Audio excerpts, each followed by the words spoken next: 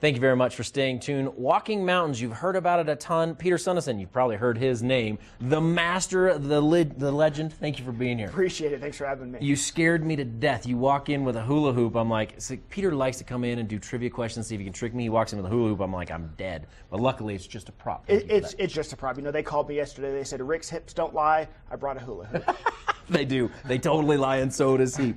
This is an interesting thing, and it's a prop because of Dr. Haskell that you're bringing in. It's a speaker series that's tonight. First, let's talk about that. Yep, so we are kicking off our High Country Speaker Series tonight. It's our 16th anniversary of the High Country Speaker Series. So Walking Mountains celebrating our 20th anniversary this year. It's the 16th Speaker Series. It's one of our long-standing programs, free community event. We bring in awesome speakers from all over the country, and this year we're focusing on kind of the intersection between healthy individuals, healthy communities, and the great outdoors. Well, and that's what I love that you guys do is you try to yank not only kids but adults too off the couch, go in nature, and look big but also look small. And that's what Dr. Haskell's going to talk about. This prop right here, you're not going to make me hula hoop.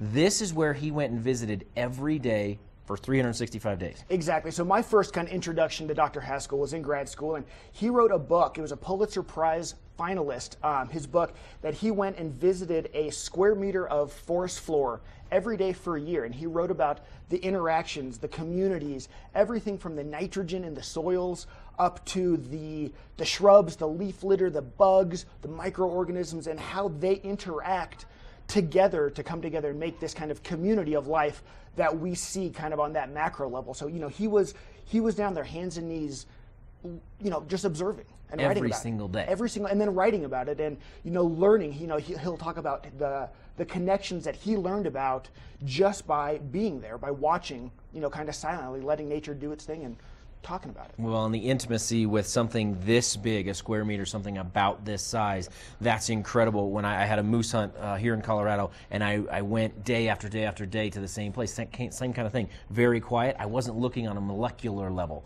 I was just looking at sort of the masses, but the differences that I saw, both in that valley that I was looking at, and then I would look up at the top, you know, of huge mountain ranges, and the differences that I saw day in and day out. He did it for 365 days. That's incredible. Yep, you know, really kind of exactly what you said, the macro down to micro level, really focusing in down on what's going on the ground level. And, you know, it's kind of an exercise we do with our field science programs where we'll take kids out. This is literally, you know, what this hula hoop at the Science Center is used for, is going out to mark a plot of space of, you know, whether it's grassland, forest, and we ask kids to go, you know, write about what you see and, you know, how might that grass be interacting with the roly-poly, with the grasshopper, with the bird that you might see. How are those things coming together to form, you know, kind of our ecological basis for life out here? What time?